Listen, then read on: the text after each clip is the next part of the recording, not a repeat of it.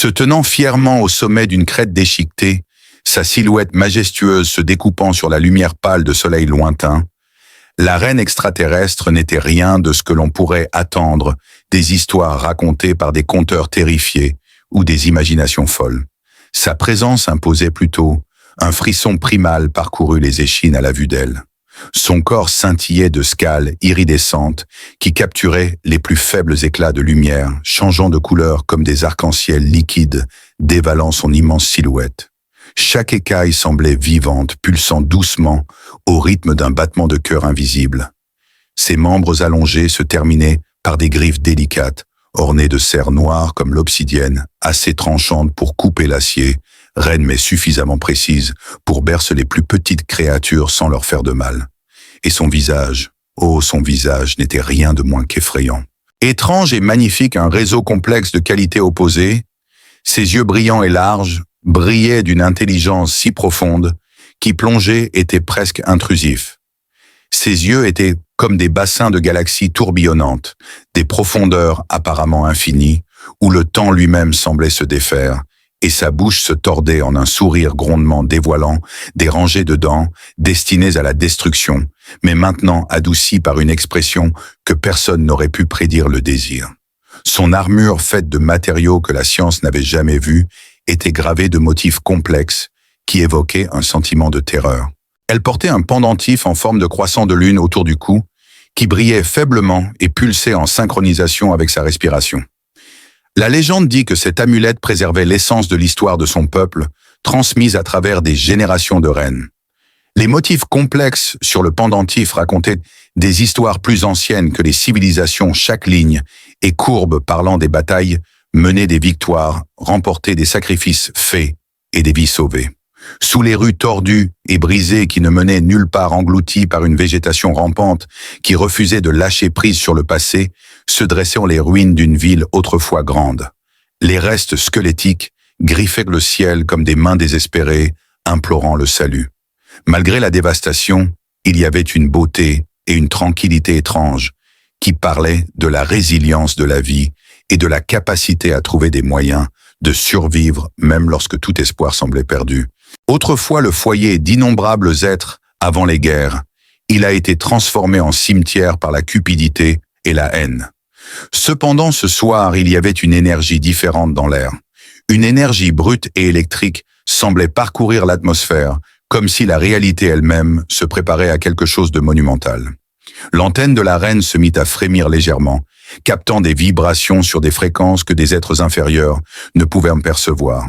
Elle inclina légèrement la tête, écoutant de tout son être. Une silhouette s'approcha de la poitrine de Rose, et elle descendit avec une respiration mesurée et délibérée. Malgré son immense pouvoir et sa taille, ses mouvements étaient gracieux et fluides, comme si elle s'apprêtait à passer à l'action. Cependant, sa posture exhalait de l'anticipation plutôt que de l'agressivité, et il y avait une vulnérabilité, une douceur autour de ses contours, cachée sous ses couches de muscles et d'os. Malgré sa majesté, elle semblait fragile, pas physiquement bien sûr, mais spirituellement. Pourrait lui faire du mal? Non, c'était plus profond que ça, c'était un esprit fragile avec un but. Puis elle le vit. Au début, il n'était qu'une ombre se déplaçant à l'horizon, mais à mesure qu'il s'approchait, sa silhouette devenait claire. Il était grand pour un humain avec des épaules larges et une silhouette mince, endurcie par les combats. Son armure portait les cicatrices de nombreuses escarmouches, des bosses et des éraflures marquant sa surface autrefois impeccable. Quelques mèches de cheveux noirs s'échappaient de son casque, encadrant un visage à la fois rudement beau et indéniablement séduisant. Son regard intense balayait la scène comme s'il était à la recherche de danger ou de réponse. À chaque pas, ses bottes crissaient doucement contre la terre en ruine, et dans une main, il tenait une arme comme elle n'en avait jamais rencontré. C'était une étrange combinaison d'ingéniosité humaine et de technologie extraterrestre, et son canon vibrait doucement d'une énergie dormante. Malgré sa préparation au combat, il y avait une aura de mystère qui l'entourait. Peut-être que c'était sa confiance non arrogante, ou peut-être que c'était la plus petite trace un tremblement parcourut ses doigts, alors qu'il tentait désespérément de cacher ses nerfs devant elle. Pendant un bref instant, aucun d'eux ne bougea, et le temps sembla suspendu indéfiniment dans l'espace entre prédateurs et proies souverains, et sujets extraterrestres et humains. Avec une lenteur délibérée, elle descendit de son perchoir, ses pas résonnant doucement contre le terrain désolé. À chaque pas, elle envoyait des ondulations à travers le sol meuble sous ses pieds, et elle s'arrêta soudainement à quelques pas de lui, le surplombant comme un nuage d'orage obscurcissant le ciel. Il ne réussit pas à sa mâchoire se serra, et sa prise sur son arme se raffermit légèrement, alors qu'il se préparait à ce qui allait se passer. Cependant, au lieu de la violence, elle tendit une énorme main vers lui, les paumes ouvertes et vulnérables. Sa voix basse et résonnante portait des tonalités qui vibraient profondément dans sa poitrine. « Je t'ai enfin trouvé humain », dit-elle, ces mots empreints d'une émotion si puissante qu'elle lui coupa le souffle. La confusion et la suspicion envahirent rapidement ses traits. Qui était-elle? Que faisait-elle?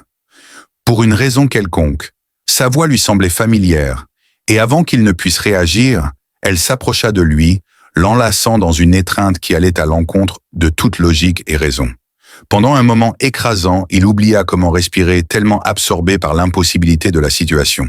Ce n'était pas un ennemi, mais quelque chose de tout à fait différent, et il ne pouvait même pas commencer à comprendre ce qu'elle disait, alors que ces mots résonnaient dans son esprit. Dans le silence de son étreinte, une seule pensée émergea dans son esprit. Elle me connaît. L'étreinte dura bien plus longtemps que l'un ou l'autre n'aurait pu l'anticiper, allant à l'encontre de la raison et de l'instinct. Ses bras étaient incroyablement forts, mais douloureusement doux, le tenant comme s'il était un bijou inestimable et un souvenir perdu depuis longtemps. Il se tenait là figé, ne sachant pas s'il devait se battre ou céder son arme pendant précieusement dans sa main. La combinaison de l'odeur métallique de ses écailles et du subtil arôme d'ozone créait une odeur d'un autre monde qui l'entourait, et son cœur s'emballait. Vacillant follement entre l'action et l'inaction, mais quelque chose de plus profond le tenait fermement. Ce n'était pas la peur, ça ne pouvait pas être la peur. Ce n'était pas que cette peur ne te faisait pas ressentir une étrange nostalgie creuse dans ta poitrine. « Je t'ai cherché », murmura-t-elle, sa voix résonnant dans ses os, comme une chanson jouée sur des cordes trop tendues, à travers les étoiles et les vides, à travers les vies et les échos. J'ai attendu tes mots qui portaient un poids allant au-delà du langage, chaque syllabe dégoulinant de sens qu'il voulait tirer. Il voulait exiger des réponses, évoquer le gouffre entre eux, et lui rappeler la distance qui les séparait, mais sa prise était douce et protectrice, presque tendre. Son ton était insupportablement sincère. Il luttait pour contrôler sa voix, qui tremblait à cause de l'absurdité de la question. Pour elle, il n'était rien de plus qu'un soldat, un vagabond et un homme qui avait survécu à plus de batailles qu'il ne pouvait en compter. Elle aurait dû le traiter comme une ordure, mais au lieu de cela, elle l'a tenu dans ses bras. Elle parlait lentement et posément comme si elle choisissait ses mots avec soin. « Pas seulement toi », dit-elle, ses yeux brillants, rencontrant les siens avec une intensité qui lui fit dresser les cheveux sur la tête. « Vous faites partie de quelque chose de plus grand, de quelque chose d'ancien. Bien que vous ne le sachiez peut-être pas, ajouta-t-elle. Il fronça les sourcils confus, luttant contre l'incrédulité. « De quoi parles-tu? Qu'est-ce que je porte ?» hésita-t-elle, ses antennes frémissant à nouveau comme si elle percevait quelque chose au-delà de sa compréhension. Enfin, avec ses paroles résonnèrent dans la pièce, provoquant une vague de malaise en lui. « Ce n'est pas à moi d'expliquer tout, » admit-elle avec une pointe de regret dans la voix. « Mais je peux te dire ceci, ton arrivée ici n'est pas un accident, et la mienne non plus. Nous sommes liés par des fils tissés avant que l'un de nous deux n'existe, » continua-t-elle. « Liés par quoi, par qui ?» se demanda-t-il, son esprit s'emballant, alors qu'il parcourait des fragments de mémoire, essayant de déchiffrer sa déclaration cryptique. En réfléchissant à son voyage vers cette lune désolée, il se remémora les cris de détresse de la colonie, les combats qu'il avait menés, les amis qu'il avait perdus, les vœux qu'il avait brisés, mais rien de tout cela n'avait résolu le mystère de savoir pourquoi une reine extraterrestre s'adresserait à lui de cette manière. « Si tu sais quelque chose, dis-le-moi », dit-il enfin, sa voix devenant de plus en plus frustrée. « Arrête de te cacher derrière des absurdités vagues », répondit-elle, son expression s'adoucissant, mais ses yeux restant perçants. « Me croirais-tu si je te le disais ?» Elle parlait comme s'il partageait une connexion plus ancienne que le temps lui-même. Son esprit rationnel criait que c'était impossible, mais une autre partie de lui, enfouie sous des couches de cynisme et d'instinct de survie, murmurait que peut-être, juste peut-être, elle avait raison. Il ouvrit la bouche pour rétorquer, mais aucun mot ne sortit. La vérité, c'était qu'il ne savait pas comment il pouvait donner un sens à cette rencontre. Elle ne l'attaquait pas et elle ne demandait rien. Au lieu de cela, elle parlait comme s'il partageait quelque chose de plus ancien. Un faible grondement fit trembler le sol sous leurs pieds, envoyant la poussière tourbillonner dans les airs. Le léger bourdonnement des moteurs s'intensifia, perçant le silence comme une lame. Tous deux se tendirent en unisson en se tournant vers la source. Au-dessus de l'horizon, une flotte de navires émergea, élégants et prédateurs, leurs coques peintes de nuances de cramoisi et de noir. Ils portèrent des marques qui lui étaient inconnues, mais rien de ce qu'il devait savoir ne fut révélé par la réaction de la reine. Sa prise sur son épaule se resserra, ses griffes s'enfonçant légèrement dans son armure, et ils nous trouvèrent. Sa voix était sombre, mais résolue. Rien ne changera à moins que tu ne viennes avec moi. Il répéta sa question incrédule. Pourquoi ferais-je cela? Je ne sais même pas qui vous êtes. Son expression était celle de la détermination, non de la malice, car elle savait que si elle restait, il la tuerait. Et s'il le faisait, tout son travail acharné et ses sacrifices auraient été vains.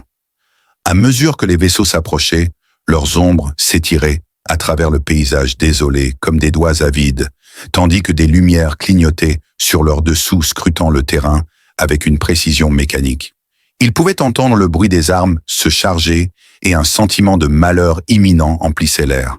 Instinctivement, il essaya de se calmer en dirigeant son attention vers la créature devant lui. « Qui sont-ils » demanda-t-il, sa voix s'élevant au-dessus du tumulte croissant. « Que veulent-ils » répondit-elle son ton sec. « Que veulent-ils? Qu'est-ce que nous protégeons ?» Il secoua alors la tête et répéta « Il n'y a pas de moyen ». Elle lui lança un regard confus comme si elle allait révéler ses véritables intentions. « Continue ton argument », mais ensuite, sans crier gare, elle baissa tellement la tête que son visage rencontra le sien. Son souffle le frôla chaud et teinté d'une pointe de douceur.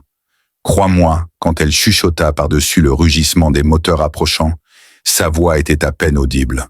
C'était sa supplication qui la brisait, non pas son ton désespéré, ou son regard vulnérable, mais sa simple honnêteté brute, contre toute attente, contre chaque instinct, lui hurlant de fuir, de lutter pour survivre. Il hocha la tête, et il parla sa voix à peine plus qu'un murmure. « Mais tu avais… » Alors qu'ils approchèrent du bord de la ville détruite, elle s'arrêta la tête inclinée vers le haut, comme si elle écoutait quelque chose que seule elle pouvait entendre. Puis d'un geste si fluide qu'il semblait, elle ordonna « Suivez-moi ». Sans attendre de réponse, elle se tourna vers les ruines derrière eux et commença à avancer avec une efficacité effrayante, parcourant la distance à grandes enjambées. Il la suivit, ses jambes se démenant furieusement pour garder le rythme. Son esprit était en proie à des questions auxquelles il craignait de ne jamais trouver de réponse. Dans un mouvement soigneusement orchestré, elle tendit un bras puissant et enleva un morceau de mur en ruine, dévoilant un passage secret sous l'entrée. Le passage s'ouvrit béant, comme s'il s'agissait d'une bouche prête à les dévorer tout entier. L'obscurité était écrasante et inébranlable, et elle lui fit signe d'entrer. Il hésita, son expression indéchiffrable. Alors qu'il fixait l'abîme, des explosions lointaines faisèrent trembler le sol, et les chasseurs approchaient. Il se retourna vers elle, croisant son regard une dernière fois, et demanda « Est-ce un piège ?» Malgré le chaos qui les entourait, sa voix resta ferme. « Je trouverai un moyen de t'arrêter, » dit-elle, ses yeux à peine croisant les siens. « Si c'était un piège, tu n'aurais aucune chance. » Sur ce, elle le conduisit à l'intérieur, scellant l'entrée derrière eux. Le monde extérieur sombra dans le chaos, et le passage les engloutit tout entiers, les plongeant dans une obscurité suffocante qui semblait vivante, appuyant contre leur peau comme une entité vivante pendant un instant. La panique menaçait de l'envahir car il ne pouvait voir ni entendre quoi que ce soit, sauf le battement de son cœur. La reine avançait avec confiance, sa silhouette massive naviguant dans le tunnel étroit, avec une agilité surprenante. Il la suivait de près, ses bottes raclant le sol irrégulier, alors qu'il peinait à la rattraper. L'air devenait plus froid à mesure qu'il s'enfonçait, portant avec lui une légère odeur métallique qui piquait ses narines. Des symboles étranges gravés dans les murs brillaient, faiblement pulsants, en synchronisation. Alors qu'il inspirait et expirait, il avait l'impression qu'il l'observait, leur forme changeant subtilement à chaque regard. Son attention fut brièvement attirée par la silhouette de la reine devant lui, mais ses pensées revenaient sans cesse aux questions sans réponse qui étaient « Les chasseurs, que voulait-elle dire par Protégée. Et surtout, pourquoi semblait-elle croire qu'il était essentiel à ce grand plan dont elle avait fait allusion? Enfin, il rompit le silence suffocant et demanda « Où allons-nous » Sa voix résonna d'une manière inhabituelle, déformée, comme si elle se répercutait contre les murs. Dans une tentative de l'attirer dans un piège, elle parla sans se retourner, la voix sèche et distraite. « Les réponses que tu évites de me donner, » dit-elle, son irritation remontant à la surface. « Tu me traînes dans ce bazar en parlant en énigmes, et tu t'attends à ce que je te fasse confiance aveuglément. Ce n'est pas comme ça que ça fonctionne. » Elle se tourna vers lui, ses yeux brillants plus intensément dans la lumière tamisée, ses émotions tourbillonnantes, le rendant confus. « Veux-tu la vérité, humain ?» demanda-t-elle, sa voix basse et dangereuse. « Ou veux-tu du réconfort ?» Elle le fixa intensément, son expression impénétrable. Il hésita, sa voix devenant de plus en plus basse. « Je veux la vérité, » dit-il. Elle l'observa pendant un long moment, son expression impénétrable. Enfin, elle soupira et lui fit signe de continuer à la suivre. « Mais sache ceci, une fois prononcées, les paroles ne peuvent être reprises une fois vues, les vérités ne peuvent être oubliées. » Sur ce, ils reprirent leur marche, le tunnel s'élargissant progressivement jusqu'à ce qu'ils émergent dans une vaste chambre qui lui coupa le souffle. Le plafond s'élevait haut, au-dessus d'eux, soutenu par des colonnes cristallines qui reflétaient la lumière tamisée en de brillants arcs-en-ciel. Au milieu d'eux, dans la pièce, se tenait un piédestal sur lequel reposait un objet comme rien de ce qu'il avait jamais vu. C'était une sphère de la taille approximative d'une tête humaine, composée de couches translucides, changeantes, qui semblaient contenir des mondes entiers à l'intérieur. Des nébuleuses tourbillonnaient, paresseusement des étoiles apparaissaient et disparaissaient, et des continents dérivaient à travers des océans miniatures. Elle pulsait doucement, émettant un léger bourdonnement qui résonnait dans sa poitrine. « Qu'est-ce que c'est ?» murmura-t-il, incapable de détourner le regard. « C'est la graine de l'éternité, un fragment de la création elle-même, imprégné de... » dit-elle en s'approchant du piédestal. Il réfléchit, incrédule, essayant de comprendre ses paroles. Elle le regarda avec une expression grave sur le visage. Il ne choisit pas en fonction du mérite ou de la valeur. Il choisit en fonction de la résonance. Les chasseurs poursuivent ceux qui vibrent en harmonie avec cette essence même, s'ils ne comprennent pas pourquoi. Alors qu'il la fixait, son esprit peinait à saisir l'énormité de ses paroles. « Alors que se passe-t-il maintenant? Suis-je censé le garder ou l'utiliser ?» demanda-t-il. Avec un sourire mystérieux, elle avertit « Détruis-le ». Avant qu'il ne puisse réagir, le sol trembla si violemment qu'il faillit perdre l'équilibre. De la poussière tombait du plafond et les veines lumineuses dans les murs clignotaient de manière erratique. Les chasseurs avaient franchi les défenses extérieures et leur temps était compté. Elle lui saisit le bras et le tira vers une sortie alternative alors qu'ils s'échappèrent de la sphère.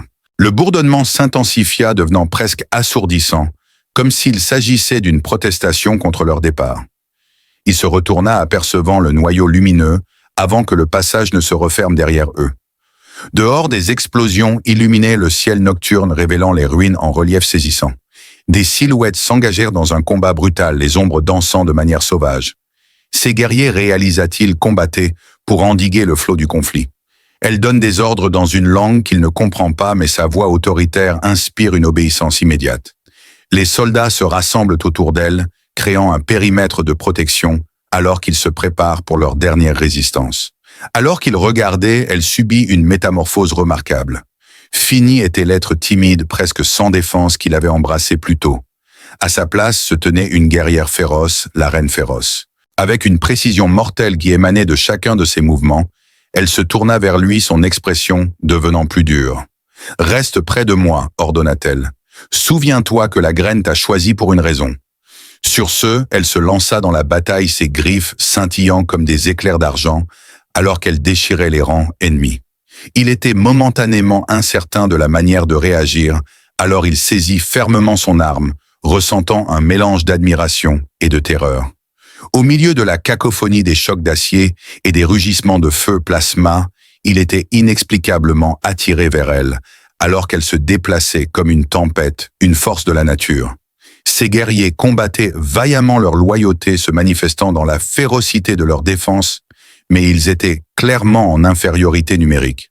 Les chasseurs, protégés par leur armure cramoisie, avançaient sans relâche leurs armes, avançant avec une précision mécanique.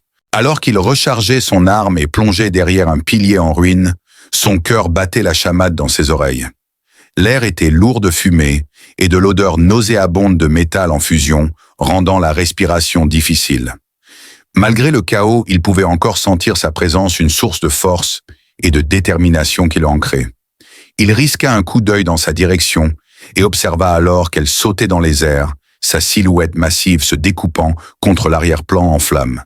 D'un seul coup de griffe, elle trancha à travers 3 chasseurs, leur corps tombant en un tas. Au milieu d'une pluie d'étincelles et d'armures brisées, mais pour chaque ennemi qu'elle vainquait, 2 autres émergeaient pour prendre leur place. Il pouvait sentir la marée tourner, et il se mit à tirer une nouvelle salve de balles, chacune atteignant sa cible, mais ne parvenant pas à arrêter l'assaut. Sa voix à peine audible au milieu du vacarme cria « Nous ne pouvons pas les tenir ». Sa réponse fut rapide, précise et chargée de détermination. « Nous nous sommes adaptés !» Rugit-elle sa voix tranchant à travers le chaos comme une lame, et elle atterrit à côté de lui, sa poitrine se soulevant, ses écailles maculées sur ses ongles. Ils ont tracé un chemin à travers les lignes ennemies, leurs forces racinaires se complétant mutuellement. À chaque coup qu'elle portait, il ripostait avec une décharge d'énergie de son arme hybride, une combinaison dévastatrice de l'ingéniosité humaine et de la technologie extraterrestre. Cendres et sang, pas les siens mais les leurs, la suivaient sans attendre de reconnaissance. Ses mouvements étaient fluides et imprévisibles, et il se précipitait après elle, se frayant un chemin à travers le champ de bataille, avec un mélange d'imprudence alimenté par l'adrénaline et d'instinct pur. Alors qu'ils poursuivaient leur voyage plus profondément dans la friture, le doute commença à s'installer.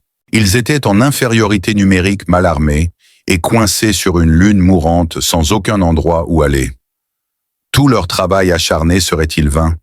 Dans son tourment, elle se tourna vers lui, ses yeux brillants, rencontrant les siens avec une intensité qui perça son monologue intérieur. « Ne faiblis pas !» grogna-t-elle, sa voix basse et autoritaire. « Emporte la résonance de la graine en toi et laisse-la te guider. » En réponse, il répliqua. « Incroyable !» Le chasseur se précipita sur lui, son intention meurtrière évidente dans la lame tranchante qui fendait l'air. Instinctivement, il leva son arme et tira un coup de feu, mais la créature persista sans relâche. Paniqué, il recula en titubant, cherchant désespérément une issue. Puis de nulle part, elle est apparue, interceptant le chasseur avec une violente griffe.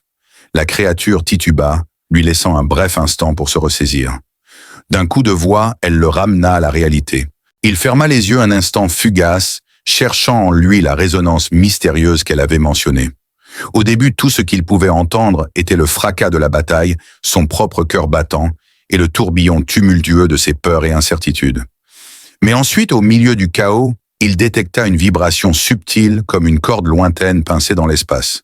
Cela s'enfonça en lui, rythmique avec sa respiration et ses pensées.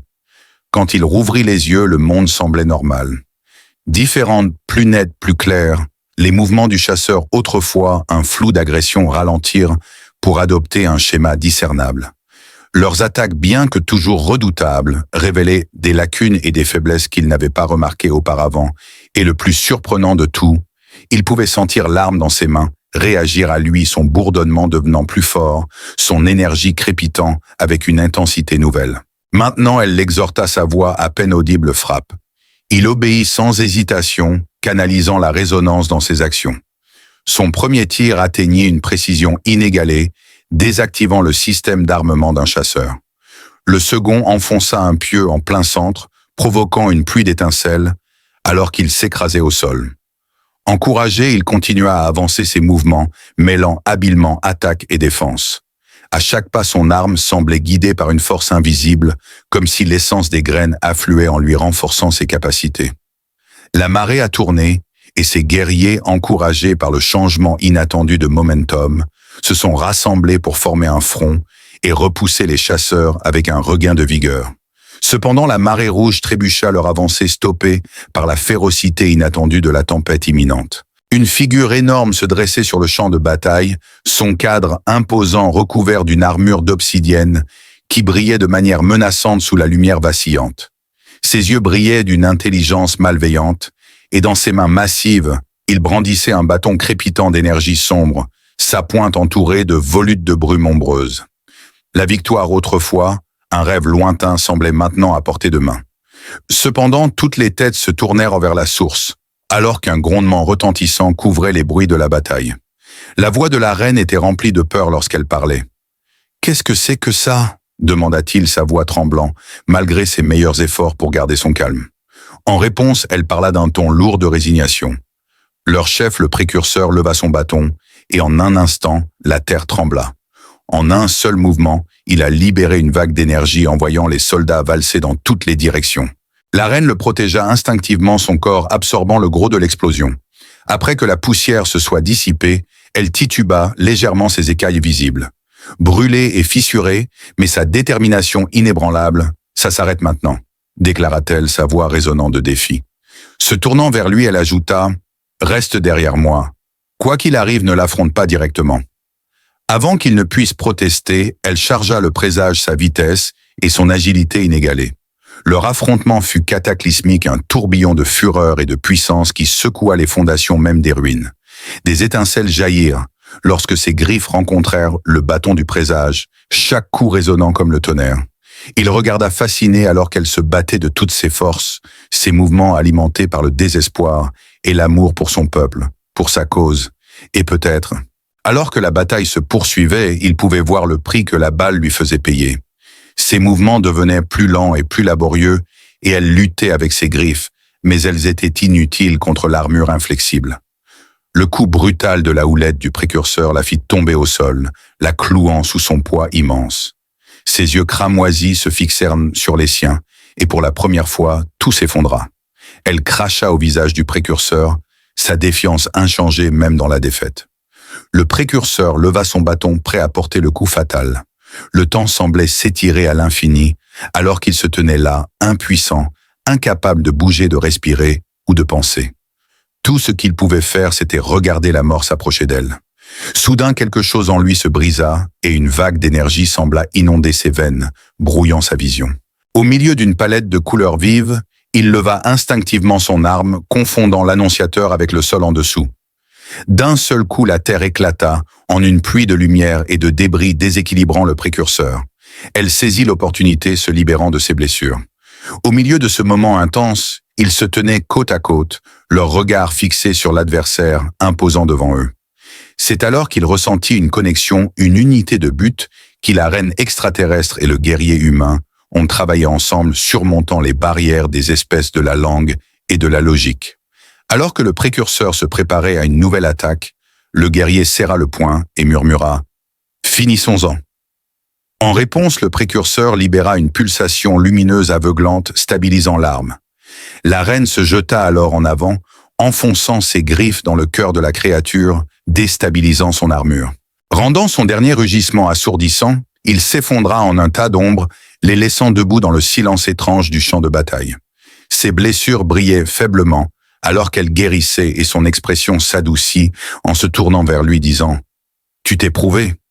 Il hocha la tête, peinant encore à comprendre ce qui s'était passé, et ils s'approchèrent du messager déchu, conscients que ce n'était pas la fin, mais le début, et que de plus grands défis les attendaient au-delà des étoiles.